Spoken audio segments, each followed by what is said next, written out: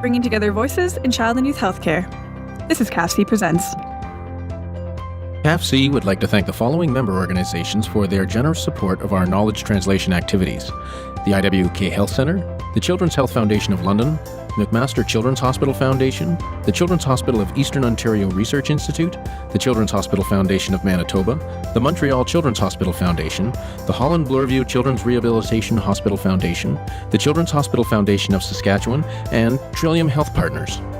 We would also like to thank the following Keystone and program partners for their ongoing contributions that support all of CAFC's programs and activities. If you have any questions or comments for our panelists, please type them into the question box at any time during the presentation. You can also share your thoughts and questions on Twitter by tagging @CAFCTweets and using the hashtag CAFCPresents. All of our webinars are recorded and can be found on the CAFC Knowledge Exchange Network. Use the CAN to share these recordings with your colleagues or register an account and post comments, links, or other resources that you think will be of interest. And be sure to sign up for the CAFC Presents weekly email newsletter to stay up to date with upcoming webinars and our recorded webinar archive.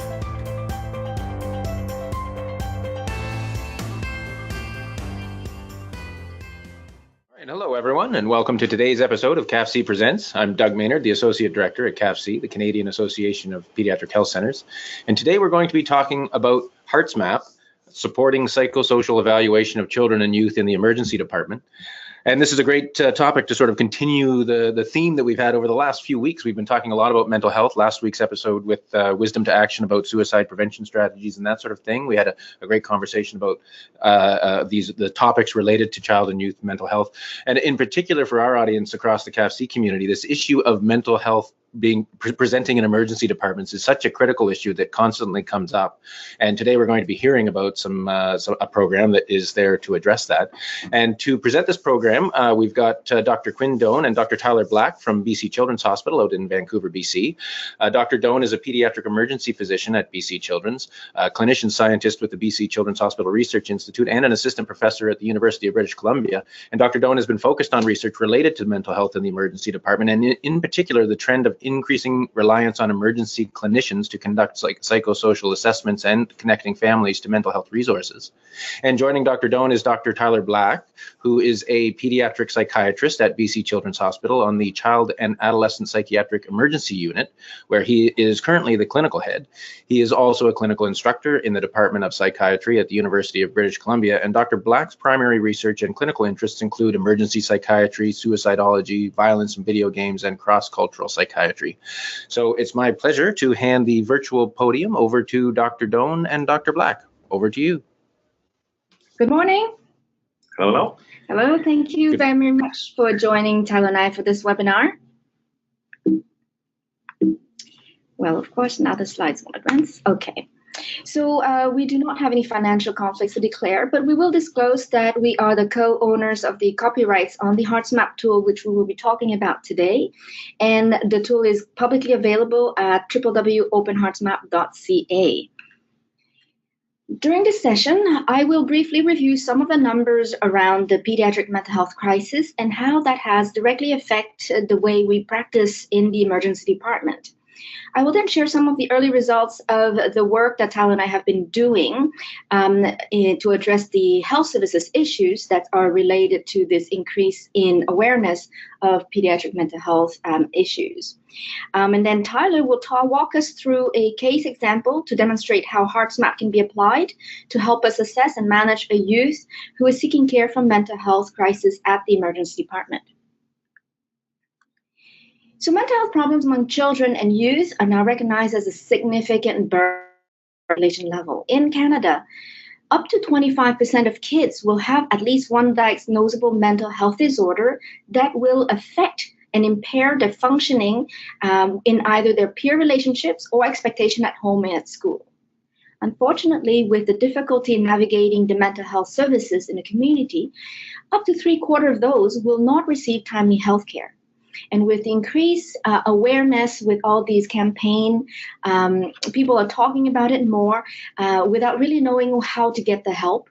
That has led to an increase in the number of kids seeking care for pediatric mental health issues for the first time in an emergency department.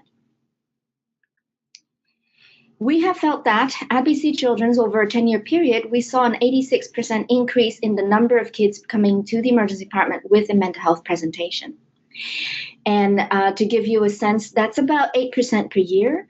The emergency department volume increases at a pace of about 3% per year generally. So the highest demographic to change over this year are the kids with mental health presentation.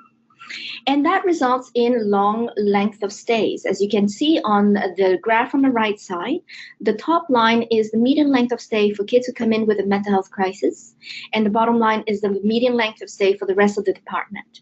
So over time, while length of stay increases, the kids who come in with a mental health complaint consistently are around 2.5 times longer than all the other kids. On top of that, about a third of those will return to the emergency department within a month, still seeking care for their mental health issues. So why is that? If we say that mental health issues are a chronic problem and there's no real quick fix or therapeutic intervention to be initiated in the emergency department, why do we hold on to them for so long? Well, the reason for that is that the emergency department is probably not the best place to manage these mental health concerns, in the sense that the environment is chaotic, it's busy, and unfortunately, kids with chronic mental health issues will compete in terms of prioritization with kids with difficulty breathing and more acute medical complaints. The second thing is they often come to the emergency department late in the evening when it's the busiest in the emergency department. So whatever I expressed earlier, times 3, because it's always 3 times busier in the evening. There's also the fact that there's no real satisfying treatment or intervention that you can initiate in the emergency department that will make the kid better enough to go home and solve their problems. Often what we end up doing in the emergency department is figuring out who's going to manage this problem in the long term, how to get them in touch in the middle of the night when everything is closed down. The last factor that comes into play is the human resource aspect. Emergency clinicians are not trained to assess mental health conditions. They're not comfortable with chronic conditions without a clear fix. And so there's a lot of practice pattern variation, both in the way we assess kids who come in with a mental health complaint and in the way we manage them. Some will spend a couple hours with a kid and go through a full, complete psychiatric assessment despite the imperfect environment and factors. And some will take a pulse and call psychiatry to do the consultation, who will then spend the next 2 to 3 hours managing this kid in the emergency department, again, in imperfect circumstances. Tyler's going to talk to you about the number one concern and the reason why we dance around and we take so long managing these kids in the emergency department is the fear that this kid's going to go home and complete suicide. So I pulled this table together, a chapter that Dr. Doan and I did in Tintinelli's Medicine, Emergency Medicine, trying to pull together all the research we have, telling us what's the proportion of children that experience mental health-related, suicide-related emotion concerns. And so some of this data comes from the CDC, some of it comes from Stats Can, some of it comes from original articles. But basically, if we take a look at 12 to 17-year-old kids, the chance that in a year they will meet the depression criteria of depression, or the sadness, hopelessness criteria of depression, which is sad or hopelessness every day for 2 weeks, by survey report is 30%. So about 1 in 3 kids will report this. When we look at non-suicidal self-injury, there's a ton of research showing that non-suicidal self-injury, which includes things like superficial cutting, burning, scraping, carving, sometimes low-dose ingestions. These behaviors happen to about 22% of these kids in any given year. There's a huge range on these studies. A meta-analysis settles us in around 22% in North America. So again, 1 in 5 kids is going to do self-injury at some point during their 12 to 17 years. When we look at the 1-year incidence of seriously considering attempting suicide by survey reports, so these are kids that are saying, sometime in the last year, I seriously considered killing myself. That's 17%. So 1 in 8. 1 in 6, sorry. Making a plan regarding suicide was 14%, or 1 in 7. Making an attempt of suicide by survey report, so again, this is self-reported suicide attempts, is 8%, which is a lot higher than we actually see in the emergency department. Serious suicide attempts that result in verified calls to emergency services, whether it's accessing an emergency department or a police call, is about 1.2 to 2.7% of all kids. And then at the very, very bottom here is the needle in the haystack that we're often concerned about, which is the actually relatively rare proportion of these children that go on to die by suicide. Suicide only affects about 4 per 100,000 adolescents per year. In Canada, the 12 to 17 year incidence is about 5.6 per 100,000. And in 2013, the most latest statistics, it's lower than that. It's about 4.6. So when we're looking at reasons that kids come to the emergency department, the actual chance that this person is going to die by suicide is exceedingly low. It doesn't take away that feeling of risk that you feel whenever a child comes to you and says, I'm seriously considering an attempt of suicide. So facing these challenges, Tyler Black and I met about 5 years ago to discuss how to address these challenges in the emergency department.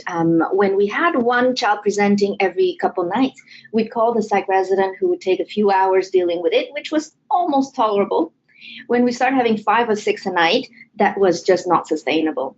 So we compared our data, we looked at our experiences, and we came to an agreement that there are some few kids that we see in the emergency department that actually need a full comprehensive psych evaluation and perhaps admission to the hospital and even initiation of some form of treatment before they can be handed back over to the community. But for a large proportion of the kids we see, their problem is mental health, psychosocial, but not necessarily psychiatric. Things that need to be sorted out by perhaps a social worker, an adolescent specialist, but does not really fit the psychiatric patient picture. The second part was, for some kids, they present with issues that are chronic, and that is not going to be resolved by being hospitalized, and that the admission was not going to treat anything or reduce their risk. And the idea was to better formulate an outpatient plan and ongoing care for this youth. Yeah. One of the ironies of things that we try to reduce, and one of the big considerations in what we were developing was this idea that if you come into the emergency department and you see an emergency doctor and you share your story, and then you're consulted to a psychiatrist, and then the psychiatrist sees you and you share your story, and the net result of that is they send you to an outpatient clinic in 1 to 2 days to go share your story again, there's actually a lot of wasted time. If there was a way to quickly take kids in those situations to the most responsible person who could do the fulsome assessment, it would save the patient a lot of frustration, and patients routinely report this as a frustrating experience. And it doesn't create an undue burden on the system. We're talking about having overwhelmed clinicians. If we have clinicians doing unnecessary reports, that's certainly a burden on the system. Yeah, and I think the main issue for the emergency clinicians is that not everybody who comes into the emergency department with a mental health complaint actually needs to have a full psychiatric assessment. And it might be inappropriate to actually conduct that full psychiatric assessment in the emergency context. And it's better to do it in the light of day when people are calmed down and we have access to other sources of information from other services that the family's been involved with. And so then the idea is to have an emergency style psychosocial assessment that will help us both direct to the right service, but also to the right level of care. So even if your problem is psychiatry, do you need to see the psychiatrist tonight, or is it better for you to see a mental health counselor or psychiatrist in the community in a few days? So how to do that? Together, we developed the HeartsMap, which is an online psychosocial assessment and management instrument that guides a clinician through an emergency assessment of severity and acuity of 10 important aspects of a youth's psychosocial state. On this simulated computer screen here, you can see an example of one of the sections. This one addresses the home environment. There's some probing questions to help the clinician get a sense of how things are going at home, how much conflict there is, who's supporting the youth. And then there's a box where you enter your narrative notes or your assessment to justify the severity of the situation that you've chosen to enter in the tool. That also becomes your clinical note that will make the report that goes into the patient's chart. And then you have the severity score going from 0 to 3 with descriptors that matches the section. And if you score anything but 0, you're also asked to identify whether or not services related to these needs have already been tapped into to properly guide what new referral this kid needs.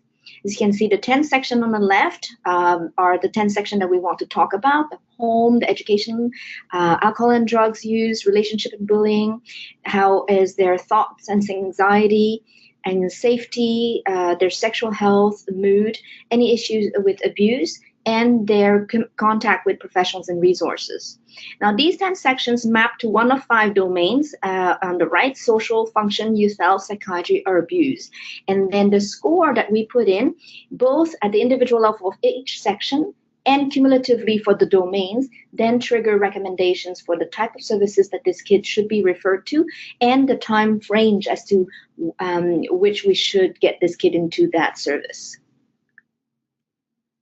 So this is an example set of logics that would trigger some recommendation, and this one is for the psychiatry domain. You can see that if you score 2 or higher for safety score and you don't have a safety plan in place, it alone will trigger a psychiatric consult in the emergency department. Or if you have a total psychiatry score from 3 of the sections that map to this domain that is higher than 5, and any one of those score had no resources in place yet, will also trigger a psychiatry score, psychiatry recommendation to consult. And so we have this set of recommendation logics like this for all of the domains, and we've tested them. The way we started this was Tyler actually played with the tool and got his colleagues in psychiatry to apply the tool to a number of fictional cases, and they went really wild trying to break the tool and make the tool trigger recommendations that would not make sense. And we fixed those. And then we went on to look at whether or not clinicians can use this reliably. So who can use the tool? We had bedside nurses in the emergency department. We had ward nurses on pediatrics. We had emergency physicians, residents and fellows. We had social worker, and we also had mental health counselors in the emergency department. And to apply this tool to 50 fictional cases. And we looked at their agreement on the scoring. And the good news was was quite high reliability. And so we looked at predictive validity after that. We applied those tools to retrospective cases, so cases that have gone through the emergency department. Using only the health records notes, we retrospectively applied the HeartsMap tool and looked at what the HeartsMap predicted needed to be done and what actually happened to the child. So with 100 cases, there were 39 admissions or returned to the emergency within 30 days. These are instances that we considered should have been caught up at the initial visit. As you can see, we had high agreement, and the tool had identified 76% of these 39 admissions or return. Specificity was 65%. You could say that 76% is not that great a sensitivity. In looking back, those that were missed were often those admissions for 24 hours for social reasons to help sort out who to send them to the next day, and they were discharged. This may be related to the quality of the documentation of the chart because we were applying the HeartsMap retrospectively. And also, ironically, kids coming in for that one-day stay probably could have been really helped if there had been a HeartsMap done at the time of the original documentation. And not admitted, right? Yeah. So then we went on to implement the HeartsMap prospectively in our emergency department for about 4 months. There were 21 events during those 4 months, and we picked up all 21 of them. So we had 100% sensitivity. Specificity went down a little bit, so we were consulting psychiatry a little bit more often than they needed to be hospitalized, but we agreed that this was a safe approach. Yeah. So with this, we were funded by the Doctors of BC and a Specialist Service Committee in collaboration with the Ministry of Health to share our tool with the rest of the province. So I spent a clear of last year traveling around BC, sharing the HeartsMap tool with emergency clinicians across the province. This is now also endorsed by the BC Child and Youth Mental Health and Substance Use Collaborative and the Emergency Services Advisory Committee to the BC Ministry of Health. So how do we share the tool? To facilitate that, we built a website. It is now open to the public. It's called Open HeartsMap. And on the tool, you can get training on how to use the HeartsMap. There's video, there's some example cases, and you actually have to pass 3 example cases before you can access the tool. You're given a username and a password, and then you can access resources on the tool as well. There's links to mental health resources. There's links to CME accredited courses to increase your comfort level with assessing kids with mental health. And then you can contact us through the website if you have any questions or comments. So using a website and a tool online, we went around the province. Now, Dr. Black's going to go over a case examples to demonstrate how this tool would work. So the way I'm going to do the case, it's a very generic case, and I'll walk through filling out the HeartsMap as we learn more about the case, but also provide some examples of alternate scoring for the tool. We'll go through the tool together, and then it'll generate its series of recommendations. So the case that I have is a 15-year-old girl who lives with mom. Father is estranged and hasn't talked with the kid for quite a while, which is a big deal to her. She has a recent significant conflict with mom, which we'll get into in a bit. Some social changes in bullying. She was brought to the emergency department by her mom for cutting. She had discovered cutting for the first time. So mom saw some superficial injuries on the left forearm and brought her into the emergency department for concerns of suicidality. So she presents with some new depressive symptoms. She's saying that she's been sad for a really long time, that she cuts herself to feel better, and she's unconnected to any previous mental health help. So when you start filling out the HeartsMap, the first thing it takes you is to the demographics. This is part for our research collection, and so we put in the 15 and her CTAS score when she presented to the emergency department. There's a quick question on whether or not this is a representation. So the first section is home, which has to do with the home environment and the support therein. The score is always scored on a concern scale. 0 generally means there's no concerns, or it's there's no issues worth consideration. Major concerns are major dysfunctions where there's significant impairment. So an example here with our case is that there's been a lot of fighting at home with mom over the use of personal electronics. She recently had a major conflict because she sent some illicit text messages to a boyfriend. The father is estranged, and this estrangement is actually a big cause of distress for the girl. Now, this type of a sort of typical split family with some conflict would more be scored mild concerns if it was occasional difficulties, but because there's a major conflict that isn't resolved and the conflicts have become more frequent, it was upgraded to a 2. Major concerns would be things like a parent coming and saying, I don't want this kid at home anymore, or a child who's on the streets, or such major conflicts that physical altercations or major verbal altercations are occurring to the point where it doesn't seem like a tenable home. Anytime you put a score that's not a 0, there's going to be an automatic pop-up box at the bottom with whether or not resources are in place. So if there's already a social worker who's working on the case, sorry, I'm just going to let. So our girl is doing relatively well in school. Now, you could document as much as you want in there, but when you click no concerns, that's sufficient for the tool. It doesn't prompt anything else. Alcohol and drugs. She's a rather typical 15-year-old. She occasionally has alcohol at parties. Most recent was 2 months ago, denying any regular weekend. Oh, wait, I'll go back to education. I'll just quickly highlight the scoring here. Sorry, how do I do that?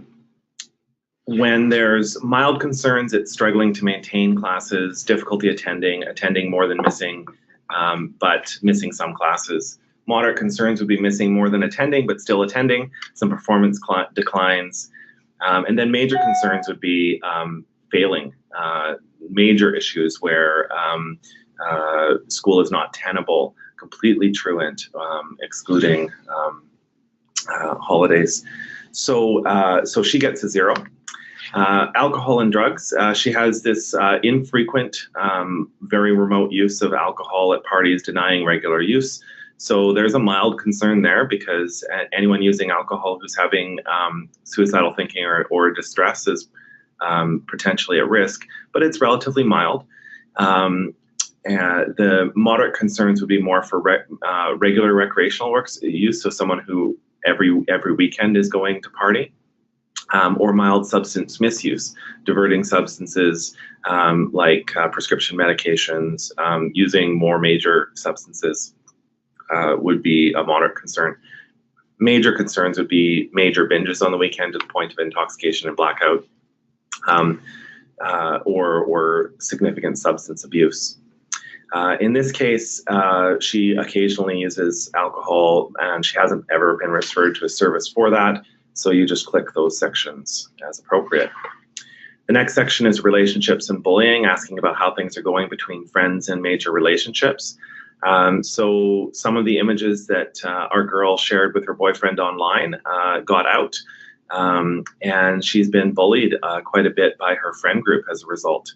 Police have been involved, and this is very traumatic for her. She's feeling very betrayed. She had a boyfriend who obviously shared these messages because she only sent them to one person. So she's now in a situation where she can't trust her boyfriend. She has a number of friends who are bullying her for the messages that she sent. She's not sure where it's going. And this is a big deal to her. It's the primary driver of her distress. And when you ask her why she's in hospital, this is the first story that she shares about what's going on for her. So this qualifies as a major concern.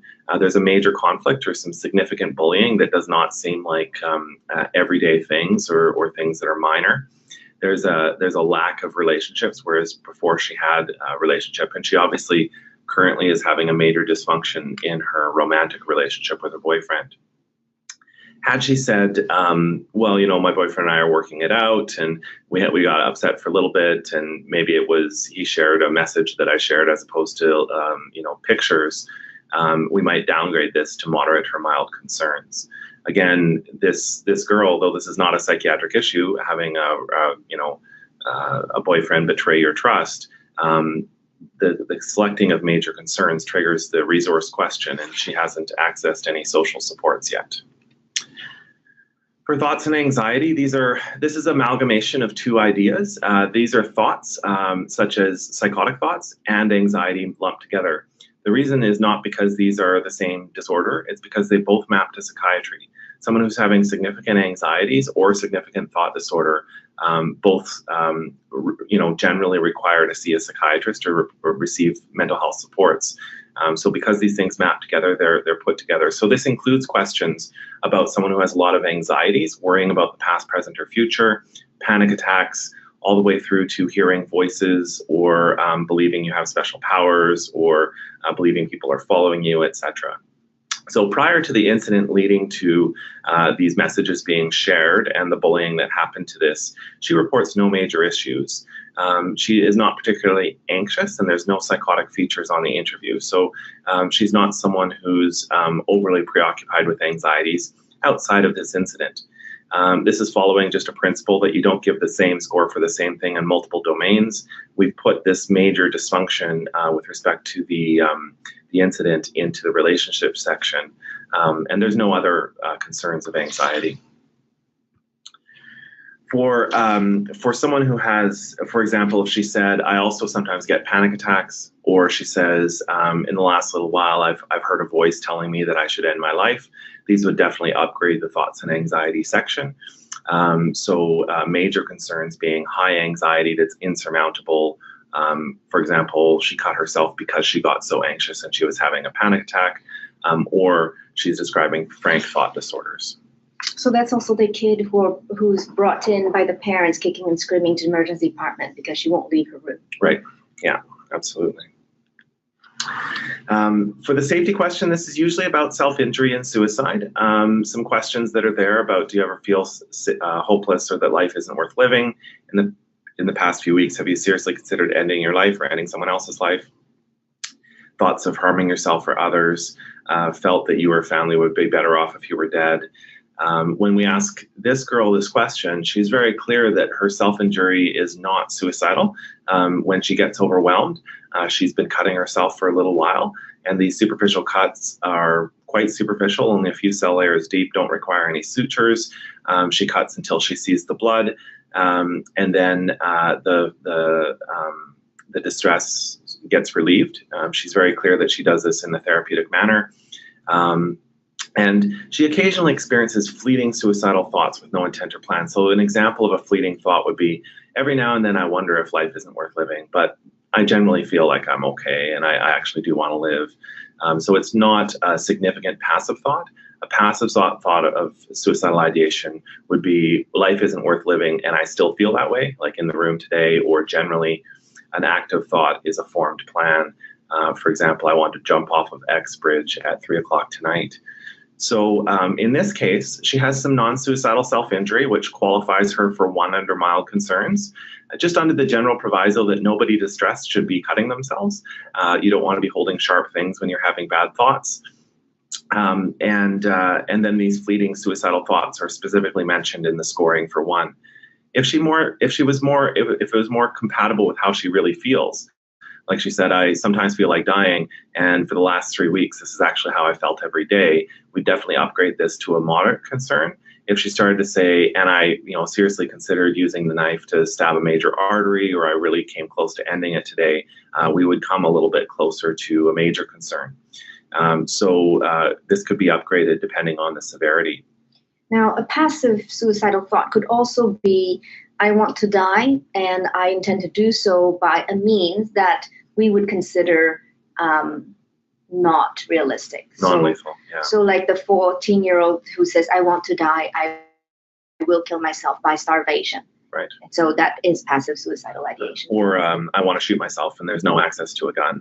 It's still in the passive realm. It upgrades a little bit, but it still doesn't get to the formed plan. A formed plan generally has a realistic lethal component. Like a kid who's been hoarding her medications to overdose. That would be a 3. Because she has a concern and it's not a 0, it triggers the resource section. And in this case, it's the first time anyone's ever talked to her about it. So there's no plan for the current safety concern. So that was selected. Again, I selected this girl as someone who's never accessed any resources before. So generally when we're doing resources, she doesn't have any. One of the things that going through the HeartsMap we're intending to do is to improve the quality of our psychosocial screens. And so sometimes questions get missed. When you go through the HeartsMap, you do a relatively thorough psychosocial evaluation. In this case, something very important came up. When we're asking about sexual activities, use of contraception, forms of protection, and any counseling about sexual health, this is a girl who actually has very little sexual information. She is, was sexually active with this boyfriend that she's now making her ex. She did not use any condom or contraceptive use, and she just says, oh, he pulls out. She's had previous partners with no contraceptive use, and she's never spoken to a doctor about sexual health before. So this is someone who we'd be worried about risk with respect to sexual health, whether it's exposure to sexually transmitted infections or unintended pregnancies.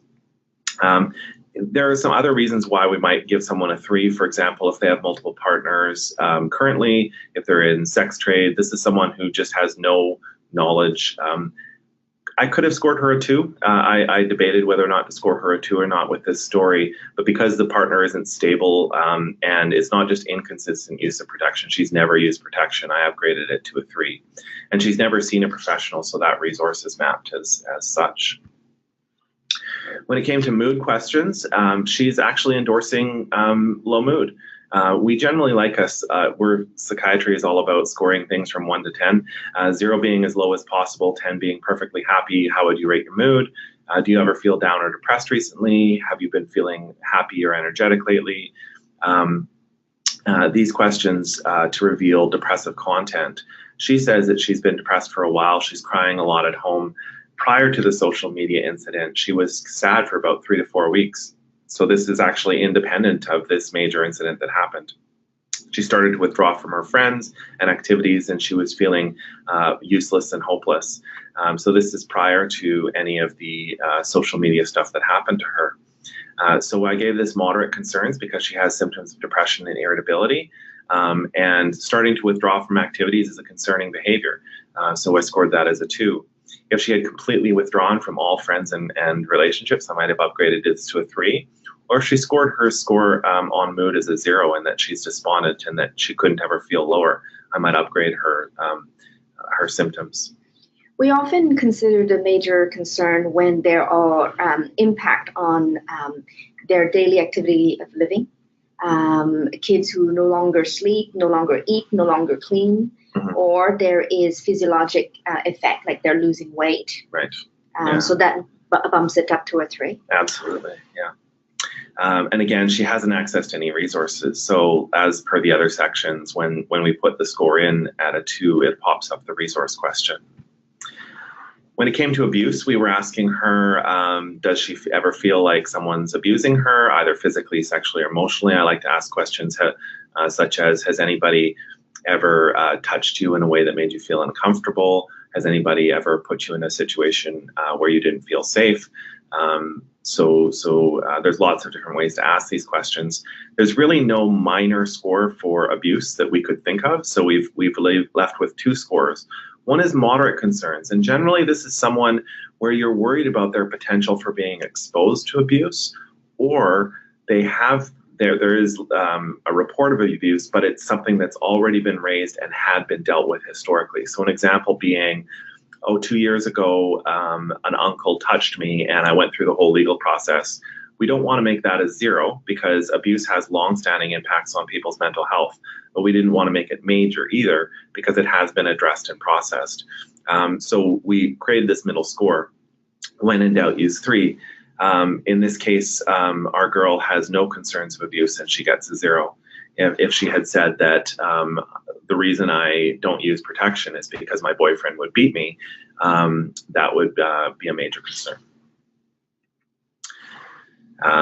This is also a reminder when we find out about relationships, a good follow-up question is, how old is your boyfriend? Sometimes we are surprised when it's 27. All right.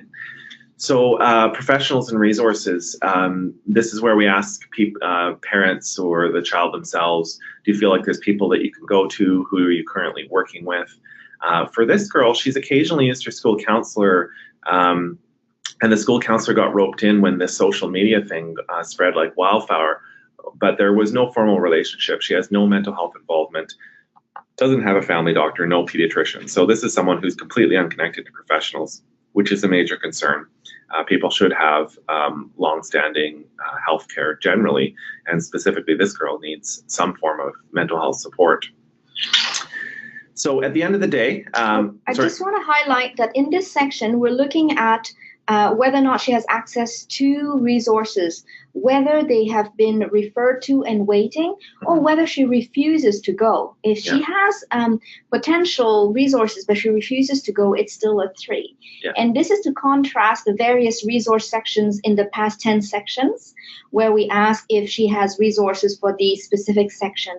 And sometimes for those, say a kid with some anxiety problems who has a counselor in the community and they see them once every couple weeks, but today she broke up with her boyfriend on a Friday evening and her counselor is not going to be able to see her until next week. the response is still that she has a resource. We'd never intend that resource to be 24/7 because that's not realistic. And so I would still say she has a resource, and then if it's delayed or she's waitlisted, that's where we capture here in the professional resource section. But whether or not she has resources in the other sections, it's meant to be longitudinally. If you've been referred for service but you're waiting, that's still not acceptable. It's one of the main reasons that people come to the emergency department, even if they have received mental health counseling in the past, is often they're on a wait list. So that gets a moderate concern.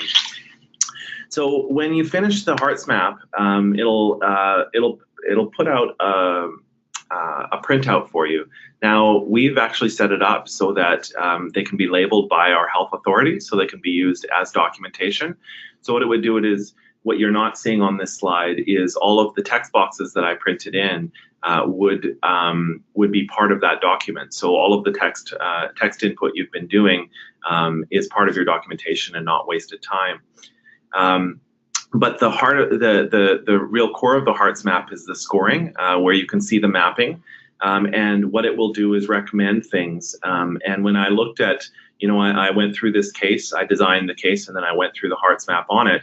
And when I look at the recommendations here, these are all things that I'm really glad that the HeartsMap is recommending, and I would hope that we would all want our kids to do these things.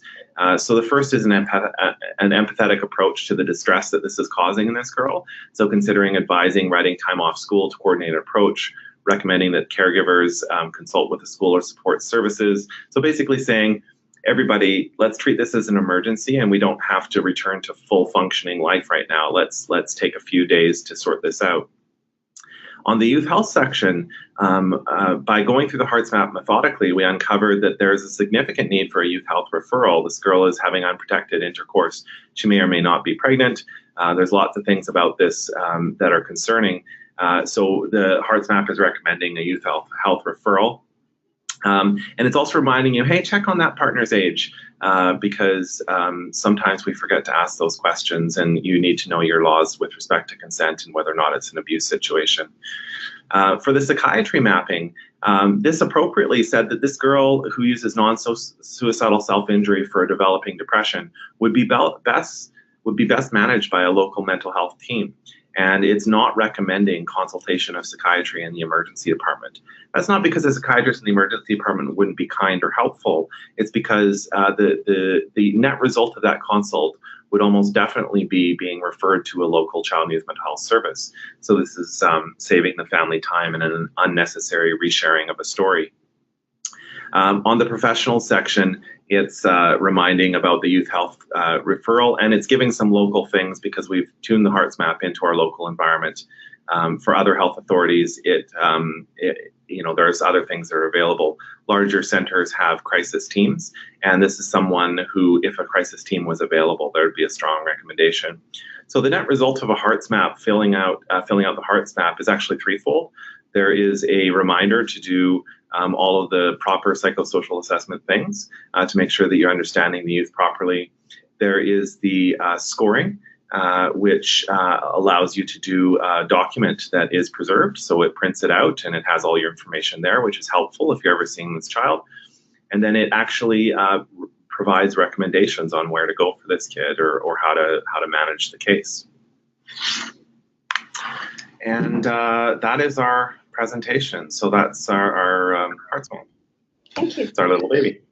All right. Well, thank you to both of you. A great presentation and a great program, a very well articulated, well structured, and I'm sure lots of people will find value. And it's fantastic that you've been able to make it open now. The difference between heartsmap.ca and openheartsmap.ca being the open HeartsMap being the public version. So as far as people, we've had some questions about, how people go about using this. Is it really just going to the openheartsmap.ca and registering an account and you would have access to that whole process? That's right. So you go to openheartsmap.ca. There is a registration process, mainly demographic information about the user. We intend for this to be used by clinicians and a sense of where people are using this from. And there's a video that goes through another case to refresh you on how to use the tool. And then as part of the registration, you go through 3 fictional cases yourself. And so you score those 3, there's some feedback, there's some education points on it. And once you complete all 3 cases, you're given a password. And then after that, you can access the tool. The website has all the resources that are accessible without needs for registration, but if you want to use the tool, you'll have to register. Now, we do not collect any data from the open website. Once you shut the computer, it's gone. We can't retrieve any of the information you entered, and you can't retrieve any of the information you enter either. So at the end, when you get to the report section, you have the option to send yourself a PDF. So it can email you a PDF to the email address you used when you register. And so we recommend that you do not use like easily hackable email addresses like Yahoo and Hotmail and that sort of thing, but rather use a professional email address that's protected by your health authority, and you will receive the PDF. The second thing that we remind people is to not enter personally identifiable data onto this, because if you email it to yourself, that's another piece of patient information that you have on your network that you may not want to collect. Instead, we use generic terms and pronouns, and then once you print the report out, that's what you label and identify the report with, and then you put that in the health records. All right, thank you very much. The one question that came in is as asking, are these resources specific to BC? I know when you put up, Dr. Black, when you put up the recommendations screen where it listed all the recommendations, one of the recommendations was a self-referral to us. I can't remember the acronym, CMYHD. I assume it's a local program in BC. Here's the thing. What happened was Dr. Black used the HeartsMap.ca, which is formatted for BC. When you use OpenHeartsMap.ca, all the recommendations are more generic and translated to terms that are more generic for the world. So instead of saying MCFD, it will say your local Ministry for Child and Youth Protection or something like that. Instead of saying a CYMH, it will say your local mental health resources. Yeah. And so it has been translated to not be BC specific in the Open HeartsMap website. All right. Is there a function to recognize a refusal from the young person to answer? And the second part of the question was, is the assessment based only on what the young person presents, or do you collect collateral data as well? It's best to use all the information you have to score the HeartsMap. If the child says, you know, I don't have sex and their beta HCG is high, you can say that there's a concern there. So certainly collateral information and everything informs the scoring. You don't have to just rely on what the child is telling you. Or the family. So often I will have conflicting information from the youth and the parent, and I would, like in any other case, use my clinical judgment and intuition as to what the level information is reliable, and I make my judgment in my scoring and my note, right? So if the parent says, yeah, I gave him his medication and blood sugar is super high, I'm going to question that in my assessment. So that's the same thing with this assessment. And I use all information, body language. Yeah. If someone's refusing to say something, you know, you can still select no concerns. For example, if you ask them, you know, is there any bullying, and they say, I don't want to share that with you, or they don't respond, you have to sort of make a clinical judgment on whether or not you're concerned about that. The idea in the HeartsMap documentation is there's something that's prompting you to be concerned. But even if you select no concerns, you can qualify that patient did not elaborate, or patient was not sort of providing any information in this regard. But it still may or may not trigger concerns in you. So, you know, it's always okay to say, you know, just the way in which they refused or in this style, you know, it's very weird that kids don't answer this question, and that's already concerning to me. It's okay to qualify your scores. I have another example where for the home situation, the school counselor brought the kid in with the mom, and the school's concerned about the child's overly sexual behavior, and this is like a preschool age kid, and raising questions as to what the kids witnessed and what the home situation is like. And when you ask the mom, she says, no, everything's fine. There's no concern, no problem at home. Well, I'm going to say there's a concern there because it was raised by people outside of the home about what the kid's been exposed to that is quite intimate. Sophia's asking how HeartsMap or Open HeartsMap compares with HEADS-ED. I assume that's an acronym, HEADS-ED. Yes. Yeah, HEADS-ED is another, I think it's an open available online tool. Both are based off of the HEADS screen, so hearts, education, activities, all this is standard psychosocial screening. One of the challenges we had with the HEADS-ED was the lack of recognition that something can be a problem and not need to be an emergency. So an example would be if someone comes to you saying that they cut themselves on the HEADS-ED generally, that's going to score as a safety concern. But if they've been regularly cutting themselves and there is no, and there's already a counselor associated with it and it's something that they've already had addressed in their life and something they're working on, there's no way to downgrade that on the HEADS-ED. And so the HEADS-ED scoring sometimes results in, one of the outputs of HEADS-ED is whether or not to consult psychiatry. And when we practically tried to use the HEADS-ED, it just way over recommended consulting to psychiatry because there was no appreciation for the fact that people have chronic mental health problems when they present to the emergency department. So just screening something positive didn't feel sufficient. So what the HeartsMap added was whether or not resources are in place, and a little bit more of a gradient, a little bit more of a dissection with respect to options, being able to refer to other services aside from psychiatry. So some of the scores will map to the social domain, and you might come in with severe acute issues, but that is not at all psychiatry and will trigger recommendation to consult social worker. And so it's a little bit more discriminative in that way. So it discriminates between what type of services, but also what level of urgency this kid needs to access that service, so that not every single kid in the emergency department for mental health complaint needs to see the mental health team. All right. The next question is asking about the sexual health question, and does it look at relativity to age? So, for example, an 11-year-old having multiple partners with protection being of more concern than a 17-year-old. Yeah. So if you remember, the recommendation that there's trigger will remind you to ask about the age, and if the age is less than 12, well, in BC anyways, you have to report it. The other thing is, in the Open HeartsMap, it actually reminds you to check your local provincial laws as it pertains to consent. Yeah, and globally, remembering that the thing that we're scoring is not the presence or absence of something, it's the presence or absence of concern over something. So, there's lots of scenarios in which a healthy sexual relationship in any other circumstance would be okay, but age or who the person is, for example, there's a strong suspicion that the sexual partner is a coach, for example. So there's lots of ways in which something could be concerning. Certainly age would be one of them. But if you recall, even if you score 1, and a lot of people ask me, why is that a score at all? When a child is involved in a normal, healthy sexual relationship and is aware of protection and has a family doctor, it still scores a 1 and not a 0.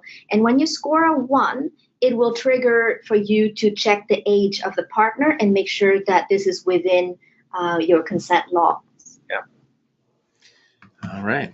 The next question is asking if we're looking at multiple systems impacting a child's health, was there consideration of the impact of racism, sexism, classism, etc.? I think that goes into the relationship bit where there's bullying, irrespective of the cause. If the bullying is due to race or age or whichever, you would score your concerns there. And also with the sexual either in relationship or in sexual, about the whole idea of sexual orientation and gender dysphoria would also be scored in those things. Sometimes when you have like a 10-item thing, we didn't want to make it. So we had this balance of not wanting to make it a 7-page report that you fill out, something that could be expedited. So sometimes you have to look for the heading for your concern. So if there's a child who's feeling a lot of systemic racism, for example, maybe they're feeling like they're not being supported for who they are, you're going to have to hunt for the section where you can document that. And we would usually put that in relationships, education activities, or home environment. So sometimes you do have to, find the heading that you want to document your concern in, but it'll exist for sure. All right, we've got a question from someone who I believe is in BC and was previously registered on HeartsMap.ca, the original one. Is that still, so people in BC would still continue to use that? They wouldn't be switching over to Open Heart? That's right. So in BC, I would recommend you continue to use HeartsMap.ca because the recommendations are BC specific, and the report is also formatted to your health authority health records requirement so that your report can be included in your health records. The Open Hearts Map was requested for people outside of BC and people outside of the emergency department. Okay. So there was just a question related to the clarification, I think, around, concerns around storing health information on this site or where it's stored. So just if you could just provide a little bit of clarification. They're asking if where this information is stored, or we're not storing any of this information. On openheartsmap.ca, we're not storing any information other than your registration information, which is, are you a physician, or you a nurse, or you a psychiatrist? Are you an emerge physician? Are you a mental health counselor? Are you in Canada, US, or the world? That's the only information we store.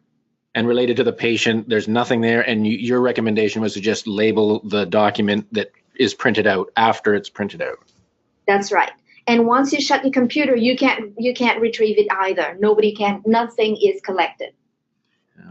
And is there a plan or will there be any opportunities for other provinces to implement this in a way that would be specific to their own province with their own provincial resources, specifically listed, or potentially even embedding this into an electronic hospital documentation system? Well, we're open to it. If somebody wants to take the lead in the province, we're open to working with them to make that happen. It'll take a bit of resources and organization, but we've done it once. We can do it again. All right.